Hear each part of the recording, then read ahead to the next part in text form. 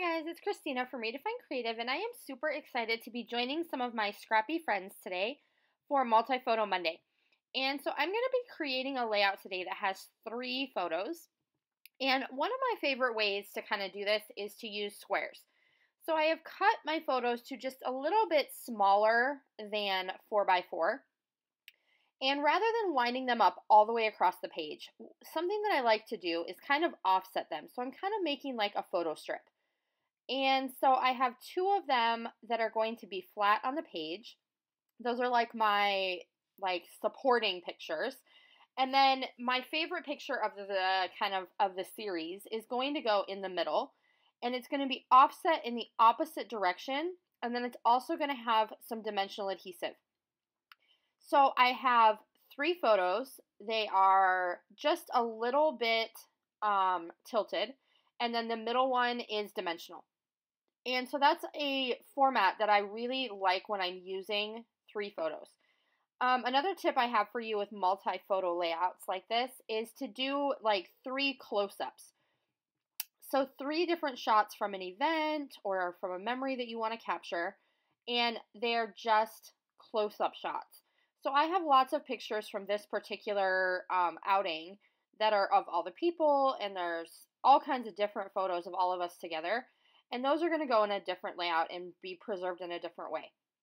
This particular layout is when we went to Melting Pot, and it had been something that was on my bucket list for a long time, and I went to a scrapbooking retreat, and that happened to be one of the places that we got to go for dinner. And so I have 3 individual, very close-up shots of that experience. So the raw food main course, the pots with all of our little forks in them, and then one of the dessert.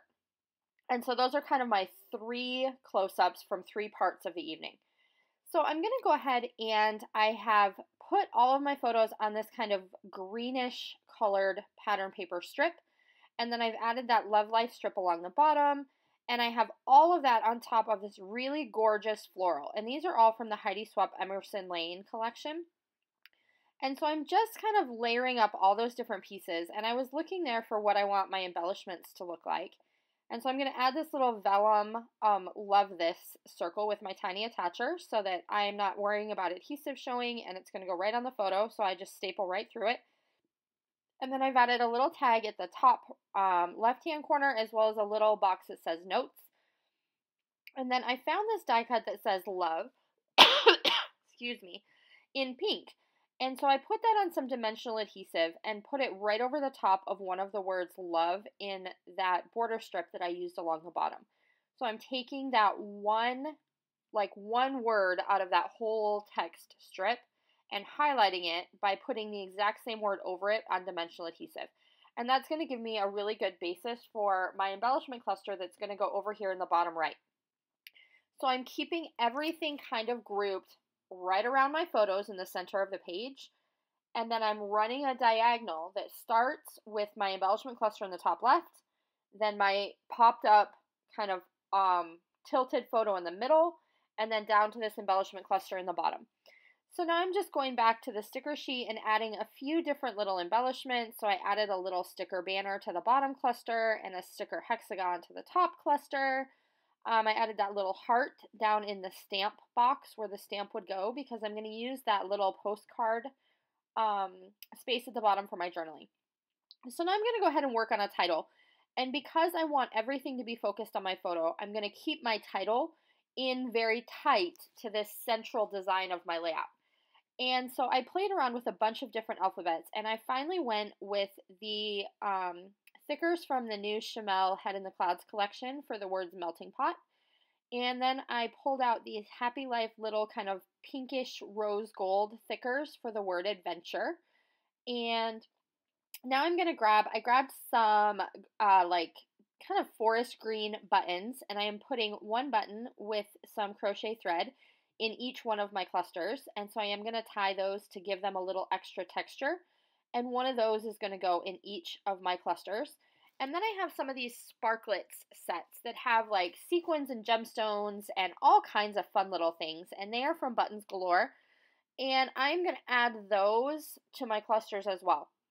So I'm going to pull out a couple of the little sequins and then a little gemstone from that packet. And I am using my Zotz Bling to get all of those attached and make sure they stay in place. And I use that same adhesive on the buttons. And it works really well to keep all of my little embellishments in place. I really like this mix of like rhinestones and sequins and just little tokens and things to add to my clusters. And they do all come in one pack like that. So it's super fun to get like a little taste of each one of those things. And so now I'm just going back and adding a couple little hearts to my clusters. And that bottom one underneath my title, I wanted to put the heart on the navy blue background, so I ended up needing to add another sequin. So I went ahead and grabbed that little box you saw right there from Lilac Lane, and that has the buttons in it that I used for each cluster, and it also has a little compartment of sequins and things that match. And so I've added one of those to each one of my clusters as well. I filled in some journaling about this experience and getting it off my bucket list, and that is basically going to do it for this layout. So on your next multi-photo layout, I hope you will try kind of creating a photo strip where you are using close-up photos of an experience and you have one of them on dimensional adhesive to make it pop. And I'll see you soon. Bye!